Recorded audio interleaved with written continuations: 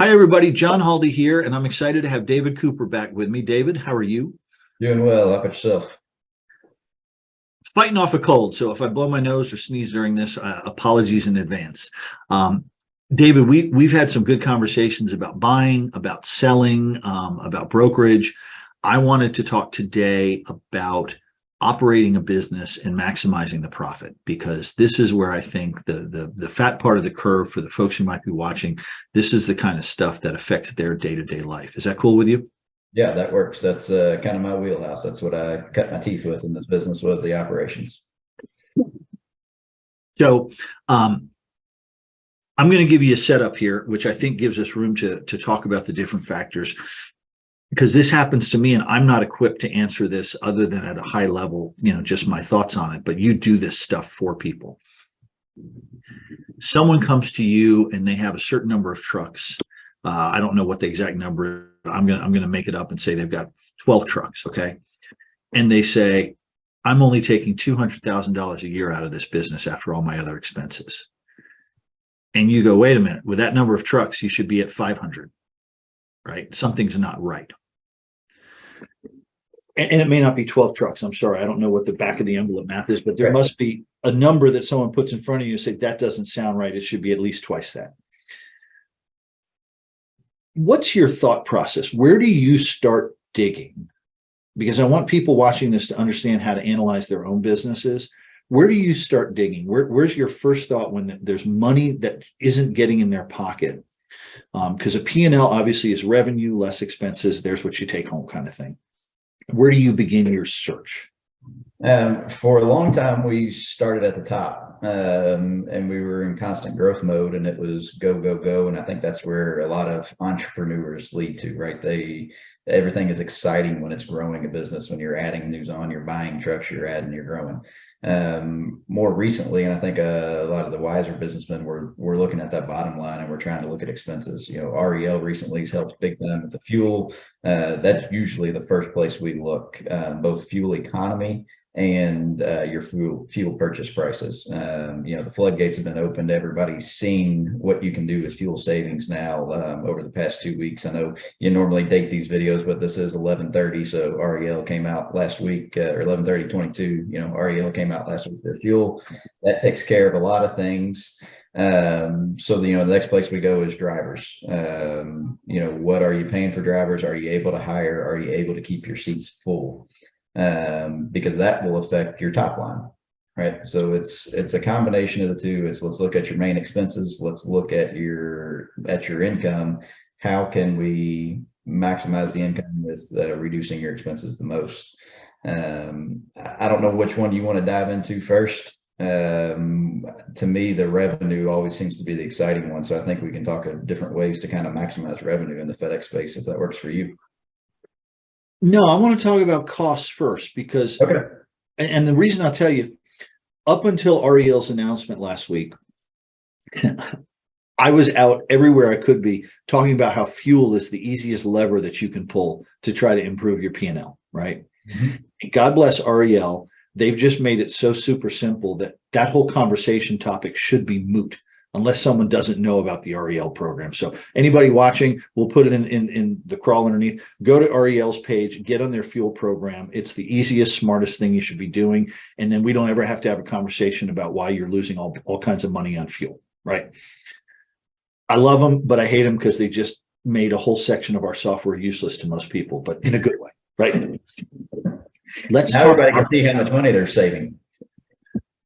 I just looked at someone's numbers today, and for the trucks that are filling up at TA Petro, and this is shaving pennies, but they did 7 cents better than wholesale on average per gallon because wholesale prices were falling this week, or fuel prices were falling, and FedEx pegs the Opus price that they reimburse on for the week. So as they were paying less, FedEx is still reimbursing up here. So it's a beautiful thing on a week like last week. Oh, with the Opus Plus Zero on a falling fuel price week, when Opus price is falling, it is very beneficial for contractors. That makes it that much more. In fact, for those paying attention, I'm sorry to go down this rabbit hole, but I do love fuel. In a week like that where diesel prices are falling, stop buying on the yard. Go to the TA Petros. You actually do better than FedEx. Right. Right. But you mentioned drivers, and I heard you say, are you paying them the right amount? Mm-hmm. And are you keeping people in the seats to keep the trucks moving? Yeah, absolutely. I think that is crucial, right? We are a staffing agency for FedEx. And so a big thing we have to do is keep our trucks staffed. Um, Looking at driver pay is one way of doing it. A lot of people will throw crazy numbers out there, crazy sign-on bonuses. It's been our experience, and where we kind of guide a lot of people is making your business somewhere people want to work. So it's the little things that you can offer that can really reduce your downtime. They also, if you look at it as a flat payroll number, they may make your payroll look better, but they'll make your expense somewhere else. But a simple bonus a guy turned us onto probably 6 months ago or so is there's several apps out there that you can just sign your company up with, and they'll just send out savings coupons to your drivers. Drivers love it. There's little things like that can be done that aren't a cost to the company, but they do add value to the lifestyle of your driver, which will add the value to your company overall. Okay. I'm a numbers guy. And when I look at some of these settlements where people are asking me, am I paying my drivers the right amount? We did a presentation in Dallas about this. In fact, cents per mile is not the way to gauge whether you're paying someone the right amount, in my opinion. Agreed. I think you need to look at trip revenue, not gross revenue, because we know that moves with fuel, but trip revenue when you strip out fuel. And then you need to ask, what percentage of that am I giving my drivers? Mm-hmm. Is that a number you're looking at in your operation? Yes, absolutely. Your software has made that much easier, but that's something that we've always looked at. We've actually, whether it gets us in trouble or not, I won't know, but we've paid drivers based on, percentage of revenue, percentage of, especially in the spot market. I think a lot of guys will pay drivers a percentage of the spots they do. And maybe before we were looking at it as a percentage of the overall spots, but now we're paying, percentage of the spots minus the fuel, and giving the guys a higher percentage, but that way we know we're paying on what we're getting paid.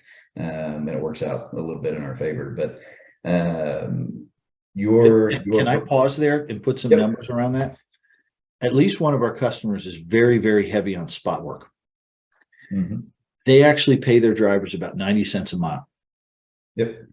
But they have the best percentage of payroll related to trip revenue that I've ever seen, because it's sub 40. It's like 37% consistently. So their drivers feel like they're getting a ton per mile, but the owner's actually keeping a much bigger chunk of the trip revenue. Right. Even though he's giving so much per mile, because spots are so rich per mile. Exactly. And I know somebody who's paying 60 cents a mile, and they're doing all long haul team stuff, and they're hemorrhaging cash because it's something like 57% of their actual trip revenue. Mm-hmm. Or 70 cents a mile, whatever it was. I would think with that math, they'd be paying a little bit more, but I can completely see where you're at on that. And I think that leads into a different, you hinted on it earlier, but when you get to the point where you're finally looking at your business and looking at what run makes sense for your business, what run is the most profitable run, that's where those smaller, not smaller, but more minute details come into play that can really make or break the cash flow of a run or of a tractor. So I cut you off. Where were you going next? I hope it's driver utilization. Exactly. Yes. That's the name of the game. That's the name of the game here, right? It is all getting the most out of our drivers. The drivers want to make the most money to be able to keep your drivers happy and keep them around and lower your cost for marketing, for hiring, for whatever else, to save money there. Keep your drivers that are in your seats very happy and make sure they're doing their job in a very safe manner. We do a lot to reduce driver turnover. We coach other people and help other people to do things through their companies to reduce driver turnover. Biggest thing is, drivers want to feel part of a team. They want to feel part of something bigger. You can do that in a lot of different ways. But when drivers are bought in and drivers feel a part of something, it changes the landscape. It changes the mentality of the company as a whole. And guys want to go that extra mile for you. I've got a guy that's on my team. He's been a driver with me down in the Savannah market for about, he's been with me, I think, since day one. You know, he came to me a few weeks ago, and you know, he's always been one of my highest paid drivers. So he's like, "Hey man, I've been with you a long time. What can we do? Holidays coming up, yada yada yada." Threw him a couple cents more per raise. I hadn't looked at his pay in a while. Shame on me as a business owner. I had guys that I were hiring that were coming in almost the same rate this guy that's been with me since day one was at. In the past, he's had some health issues with family members that have lived with him, that kind of things, right? Go on. I threw him a couple cents raise, and I told him, "Hey man, you know," had a good conversation with him about his life. His daughter just graduated college, all that kind of stuff. Next thing I know, he calls me up, says, "Hey, I'd like to run more." Saw where they were running my run. He's on a dedicated run, but they're running my run during peak. He's like, "I'm going to run 6 days for you every week." Right? So a very small gesture, a very small thing on my side that doesn't cost me a whole lot of money, made me a whole lot of revenue during this peak just by treating my guy right. People always say it's cents per mile, and that I tend to disagree with them. I think that once you're there, once you treat your people right, you can get a lot more out of your people just by how you treat them. So I had a conversation not too long ago with someone, and they pointed out that it's a numbers game, but it's not, because when you're dealing with anybody who works with you, it's a one-on-one human experience and it's a relationship. Absolutely. But it is still a numbers game. And here's why, because it's both, right? If you tell me that you got a driver who's taking home $2,200 a week and they're running a route solo, that the trip revenue is $5,800 a week, I think you're doing fantastic, right? And you say, and then I've got this other driver and I'm only paying him $1,800 a week. And I say, wow, you're paying less. You're saving money. Good for you. And then I look and I realize that they're running an unassigned run that's only going twice a week, and it's generating $2,500 a week in trip revenue. And the owner's paying $1,800 because they have to give a guaranteed minimum in order to keep the driver available for it. I want to throw up a little bit because that's what's killing them, right? Mm-hmm. So in some ways, it's a numbers game in that you have to pay attention to the numbers closely. Now, this isn't the driver's fault. This is an indication that the route itself has a problem. Right. And that's where I think we're bouncing back and forth, right? We were talking about truck utilization, then we're talking about driver utilization and how to keep drivers happy and get them engaged. And now we're back into more asset utilization on the truck, on the route. You know, we've worked with guys. There's a lot of guys out there who hustle in this business and they can keep their trucks moving. And then there's a lot of guys who sit and wait for the phone to ring and are more reactive. And, you know, they wait for FedEx to call and say, "Hey, we got your run going here." And that's one way we work with people to, you know, what they can do to proactively operate their business to find them more lanes, to make sure that, you know, if they do have that unassigned run and they're only getting a call 2 days a week, that they're hustling and they're finding work elsewhere those other 3 days a week for their tractor. So we've alluded to your company, My FXG Business Consulting. Is that the right name? It's, yeah, My FXG Biz Consultants. Biz Consultants. Let's just take a moment so that if people wanted to know how to engage with you, whether it's appropriate to call you, how do you normally work with folks with that business? We've worked with folks on several different things. If it's somebody watching this video that's an existing contractor and you're sitting here and you're thinking, "Hey, I've got this 12 truck operation, I'm only making this and I want to be making that," those are the guys that come in, we contact them, we look into your business, and we try to set them up on a what we've always called success-based planning or success-based model, where we don't come out and say, "Hey, we need you to pay us a big chunk of money to work with us." It's a, "Hey, you should be making this much money, you're only be making this, we're going to guide you along the way," and we try to figure that out. We dive into the operations on the business. We dive into the total process, you know, the operations, quote unquote, what we call operations in this world. When it comes to trucking, it's the entire business. Everything you do leads back to ops, flows through ops, comes out of ops.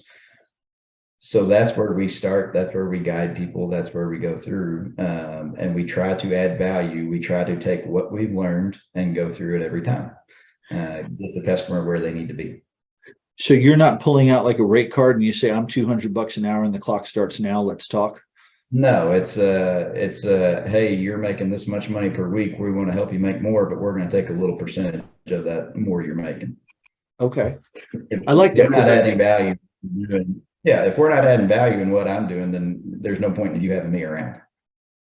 I mean, there's certain types of things where it makes sense to pay by the hour because it's a known thing. You know, if you're getting what you're paying for, that kind of thing. But right, and we have those services also. Right, we'll do truck setups if it's somebody that's in our neck of the woods, or if you need a tractor file created, if you need certain items, tangible paper items, to do items that need to get done.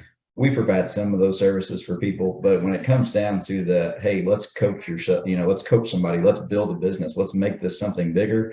That's where I don't want to cap myself, and I don't want to cap others, and I don't want to limit anybody either. So if we think we can make something big and we can grow it, then let's grow it, and we'll work together along the way. I like that.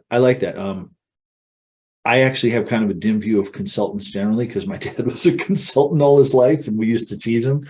I don't know if you ever heard the joke. The definition of a consultant is a guy who, if you ask him what time it is, will borrow your watch, tell you the time, and keep the watch's payment. Dad hated that joke. Bless his heart. He's no longer with us. But no, I like the success model because I'm always worried that someone's going to pay $10 to solve a $5 problem. Right. Yeah. Exactly. And that's where we've always tried to make it. Hey, if I'm not making you more money, then we're not going to be doing business together. You're not going to be paying me anything. We may be working together, but you're not going to be paying anything. I'm going to add value to your business with everything we do. So, okay. I don't want to go too deep down this rabbit hole about your business. That wasn't the point of this. But you've been doing this. You've been working with people to adjust these dials, these levers to tune their businesses, right? Correct. So we talked a little bit about fuel. God bless REL. I'm just always going to say that when I talk about fuel now. Talk about drivers and driver utilization. And then you were shifting to asset utilization. Right. Cut you off. Tractors are a big key in this game. We look at a lot of different metrics, but fuel economy, driver quality of life, right? If guys don't have the right trucks or the right tractors for their business, that can make your hiring and that can make your turnover change quite a bit. You got to have the right route or the right tractor for the right run. But it really comes down to the overall efficiency of your trucks. We started, our early entrepreneurial days, we were in the lawn and landscape game. A lot cheaper equipment than what we have that we're playing with today, but it's the same values were learned.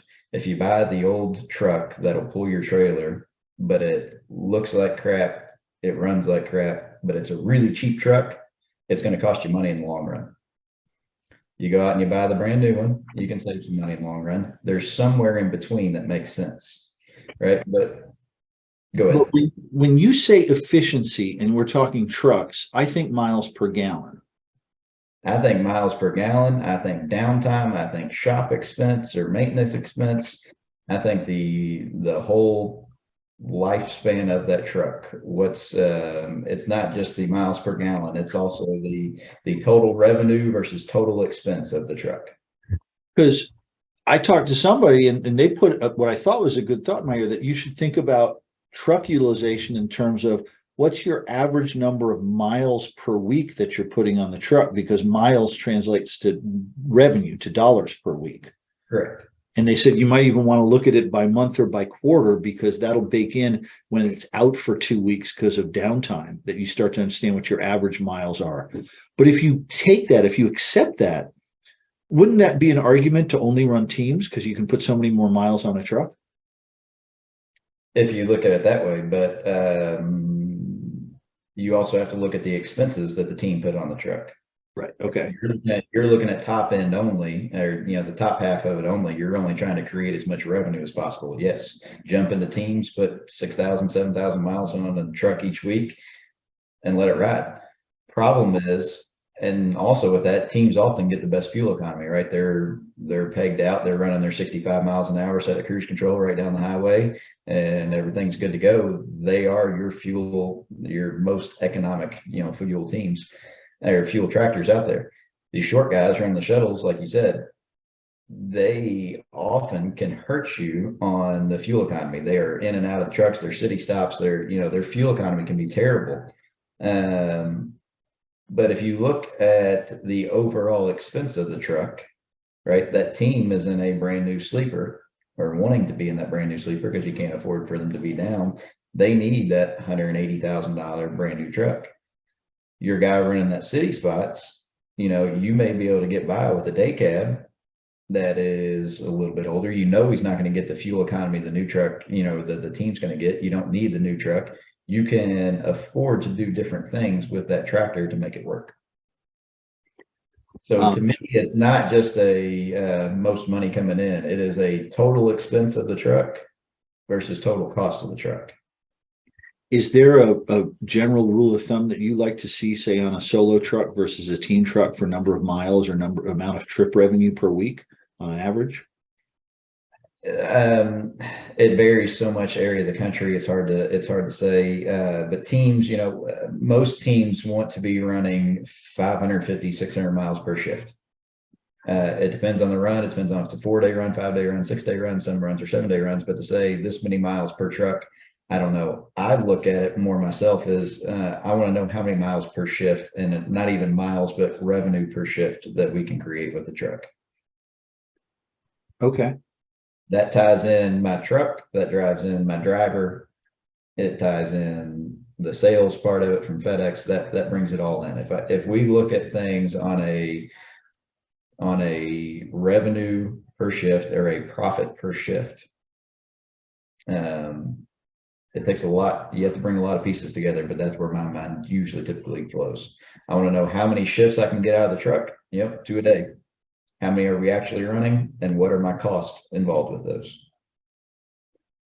Because when I look at someone's settlements, I don't have the granularity of per shift, but I can very quickly look and say, this week, how many miles did this truck do? What was the trip revenue, and what did they pay in driver costs for that? Right. I can quickly see what's the percentage of driver costs and payroll as a percentage of trip revenue. And I tend to look at just as a sniff test, right? For a solo truck, 2,200 miles a week. That seems to be the dividing line where you go from happy to sad. And I know it's different. Every situation is different, but that's kind of certainly 1,300 miles a week on a solo truck. I sure hope those are all spots, right? Well, that's what I was getting at. We've had runs all areas of the country. In certain parts of the country, you can make some money at 1,900 miles a week, depending on what your miles are. In other areas of the country that we've been in, you need 2,400 miles a week to make it. So that's, yes, we're on the same track. I just think that there's the pockets of the industry or the pockets of of the network it's hard for me just to throw a number out. Okay. Well, sadly, I'm going to do it again just for conversation. On the team side, I think that the number is somewhere between 4,500 and 4,800, where happy to sad, the frown, the smile goes to a frown. Maybe it's 43 to 46, somewhere in there, but mid fours is kind of the dividing line. Probably in mid fours, you're breaking even and not making. I would agree with you if you are talking for a 52-week year. Okay. I think if you can average 4,600 miles a week for 52 weeks a year, you're doing very well. Performa numbers, when we've looked at it in the past, we've always tried to hit 4,800 miles for 48 weeks. Okay. Got it. Yeah, that makes sense. And if you're out of Colorado and it's all mountain work, you might have a slightly different story than if you're down in Florida and it's all flats, that kind of thing. All right. So I put you on to talking about cost, but you wanted to start with revenue. We go back there. Sure. What do you look at on the revenue side? What are the levers you're looking at, or the numbers you're trying to sniff test these things on? When we first look at a run, or when I first look at a run, I always tend to go to the Schedule A or to the number of tractors. A lot of guys are running more spares than they have positions, but that kind of stuff. But it is all, what are you running versus the potential you had to be running, right? So at what capacity are you running? If in your world, right, if you have 10 solo trucks, you should be able to run 22,000 plus miles a week, or your break even, or maybe your median happy points 22,000 miles a week. So you say, hey, if these trucks ran my 10 routes every single day, at most, I'd be able to get 29,000 miles. So I want to know the spread between what you are running versus what you should be running. Okay. I think that number for most contractors gives a very early indicator on what type of operational issues or how many operational issues we're going to run into. Seems to be the well-run ships, the well-oiled machines, right? There's not a big gap between what we should be running and what we are running. And a lot of other contractors whose heads are spinning, who are busy, who are running around like chickens with their heads cut off most days. There's a pretty big gap, right? They've got seats empty, they got trucks that aren't moving. So what can we do to fill that gap? Is the problem when there's a gap like that most often found with the owner and their team, or is it found that the routes themselves suck? Or both? I think a good owner can find a way to sell the route that sucks to find a driver to put into it, if there is the route that sucks. Whoa, wait, what do you mean? Sell the route to somebody else, or sell it? No. What we were talking about earlier, right? If your route that sucks, you're saying that's an unassigned run that only gets a call every 4 days, right? You only get 2 runs a week. Hustle, call the other stations around, call anybody else in the near area, try to find work for your other guy, make that run more profitable. Okay. That's where, let's increase our truck utilization.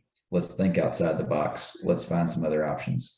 Maybe it is a simple answer, right? You've got a URR that you don't want the dedicated run that is 3 short shuttles, but those 3 short shuttles are going to run every single night. So we do make a change. We do what we can to pick up a different run to change the run. Maybe you have the team URR or a team dedicated, or just a run in general that doesn't run very often. And we say, hey, let's make a change to your Schedule A. There's some new runs coming up for bid. We should move some things around. We can staff this one better. There are changes that can be made there. But when I say we look at truck utilization, it really comes down to what can we do to get the wheels spinning? Where can we find freight? Where can we find drivers? What can we do to get the assets utilized? Because there's no way that, to me, if you want to see who's successful and who's not, that is the first place to look. If trucks are sitting, nobody's making money. I'm curious, when you've worked with your clients and you've found these problems and you've you've closed the gap, if you will, how much of that ability to fix the problems is because David Cooper is just so smart and is on a different plane? And how much of it is because David Cooper has seen a lot of things that other contractors don't have the experience of and don't even realize that that's a thing they can do to fix this?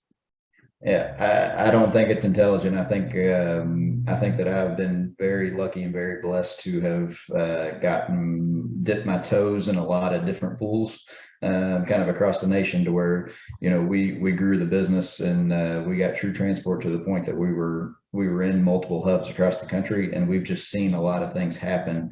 And I've been lucky enough to experience things that work different manners. You talk to guys, get out, talk to other contractors, but when you talk to contractors who have been in multiple buildings, you learn that things are run differently from station to station to station.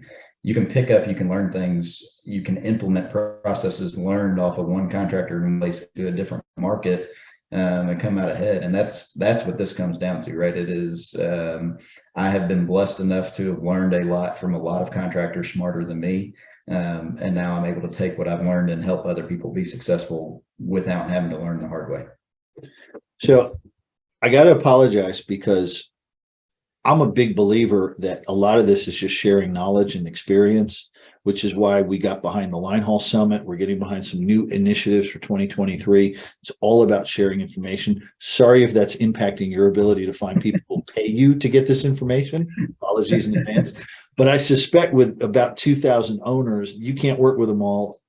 We can't work with all, and you know, it's picking and choosing who you want to work with, but also it's finding the stuff that kind of excites me to work with. You know, it's whether or not I can help some of these guys with the operations of their business or cleaning around, right? There's a lot of guys in this space who are very good operators, a lot of guys who I've learned a lot about from operating from, but they maybe haven't done the growing or the selling or the, you know, the other parts of this business, the other parts of being a contractor. Potentially I've got more experience in it. So, you know, ideally, most of the time when I'm working with these guys, I'm learning some stuff from them along the way and about the operations of a business and bettering my operations along the way. And I just happen to be, you know, helping them out with the either the back office, the transaction, the growing, you know, those sides of the business, not the actual moving the freight from point A to point B. Yeah, don't take this the wrong way, David. I know some people in this space who have more experience than you, might even be smarter than you, but they're not willing to spend their time helping others for a fee. Well, maybe that's what we've done right too, right? We've built a heck of an office behind us that's it's given me some free time to be able to have these conversations with you and be able to have the conversations, you know, have the time to do the stuff with other people. No, I think it's great because in this community, there's always going to be some people who want to reduce risk by working with someone who knows what has been through this before, and also potentially speed themselves to a solution faster than they might be able to do it in a DIY mode, right? Yep. That's what I tell people all the time, right? We learned, you know, we didn't learn what to do with this space, with being a contractor. We've learned a whole lot of what not to do. And if I can teach others everything we learned not to do and the things we did learn to do in a 3-month time span instead of a 3-year time span that it really took us to make this all click, I think there's added value to any company out there with that. Yeah, let's do the math real quick. You've got a business with a potential for $500,000 a year in profit, right? But you're operating at 200. And on your own, it would take you 3 years to get to that, right? What's the gap every year? 300 the first year, 200, then 100. Right. If you could find a way to pay someone to close that gap in 1 year, it's very easy to quantify an ROI. Exactly.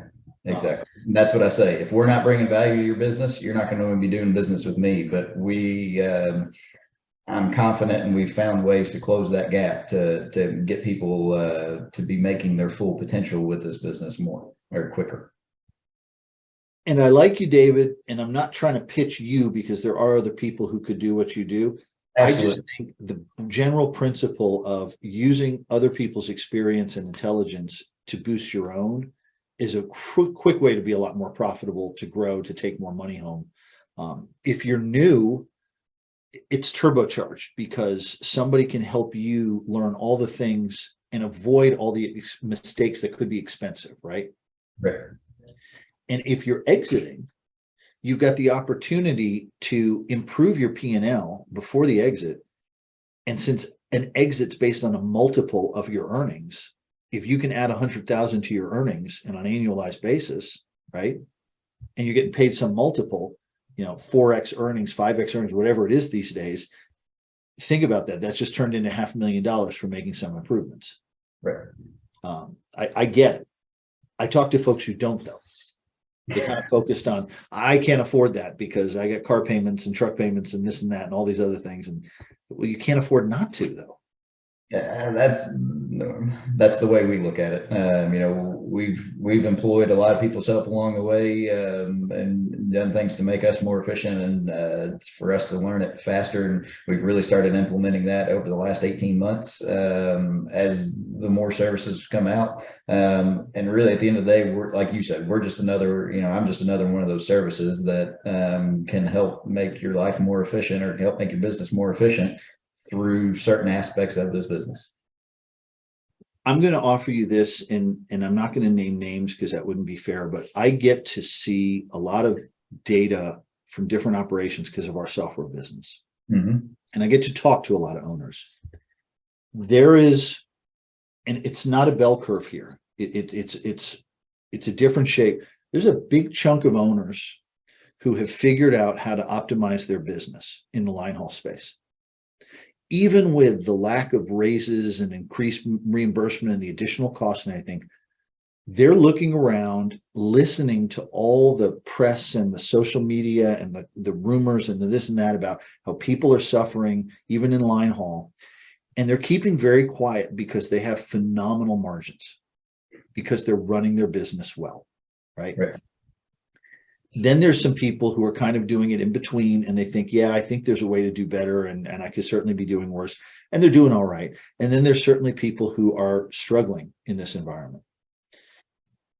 I want to emphasize this for anybody listening. There's plenty of money to be made in line haul.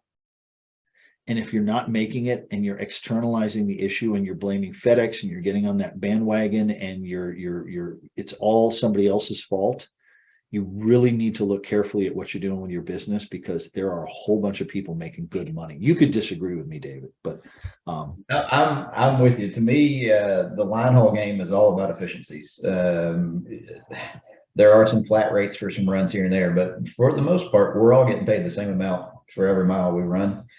And so if there's guys who are, for lack of a better term, if there's guys who are printing money doing it, and there's guys who are losing money doing it, they're doing something right that the other guys are doing wrong.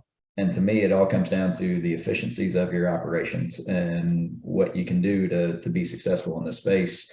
There's a lot of little decisions that can be made that can have a huge return on your investment. Our presentation in Dallas last summer was titled "Small Leaks Sink Big Ships," and so I'm a believer in what you're talking about. And is it fair to say that if people want to talk to you and just have a consultation and let you look at some things, and you can give them a quick appraisal of whether there's low-hanging fruit that they could go after, that they could reach out to you? Yeah, absolutely. Like I said, like you've alluded to, I try to make time for everybody, and hopefully my schedule will work out if it does continue to blow. But right now, it's a passion of mine. It's what I like doing. It's fun, right? It's fun to have guys who come to you and they don't really, most of them I've talked to are somewhat successful, or they know they can be successful, and it's just right there for them. And it's a pointing out one or two things that it's just like a light bulb goes off in their head, and then they want to run with it. It's fun, right? I enjoy doing it. So yeah, by all means, reach out. Hopefully we can work together. I have a conversation with anybody we work with. And like I said, I may not be the right guy. And if I'm not, I'm probably going to point you to somebody that I think, like you said, there's other people in the space. I'll point you in the direction I think you should go. And if you don't want to call David, if you're looking at him going, I don't like the looks of him, call me. I'll give you the That's other. Right. Out of respect for David, I'm not going to list him right here, but yeah. So David, once again, many thanks for giving up your time so graciously to talk about this stuff and to help educate the folks listening and viewing. I look forward to the next time we get to talk. And I always love asking this, is there something I should have asked you that I forgot to? That's always the toughest question, because my head's always spinning when we get done with these talks, and I could just keep going on for hours and hours. It seems like at times, but no, off the top of my head, I don't know. One closing point though, that I don't know if you could ask or not. It seems to be that especially during peak, we get calls, and the contractors are always getting hassled for picking up the 6 and 7 day operations, right?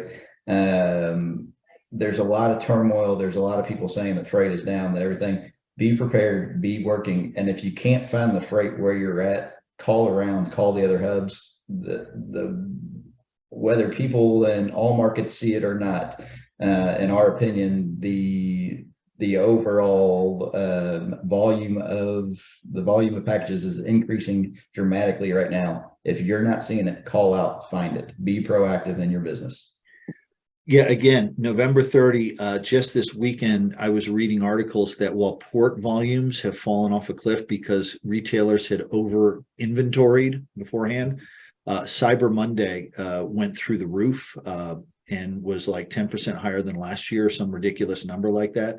So there's probably a lot of e-commerce delivery going on in the FedEx network. So it might be a busier peak than we think. I wish we had more info from the folks on high and how much purchase that they've already booked, but I hope it flows downhill. But yeah, I wouldn't take a knee-jerk reaction of hell, I'm not doing anything because they overbought last year.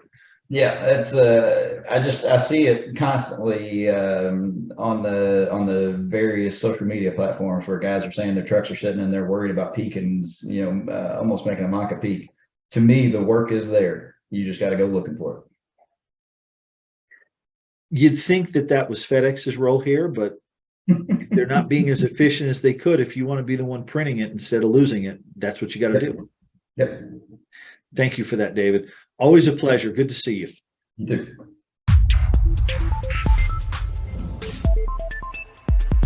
too.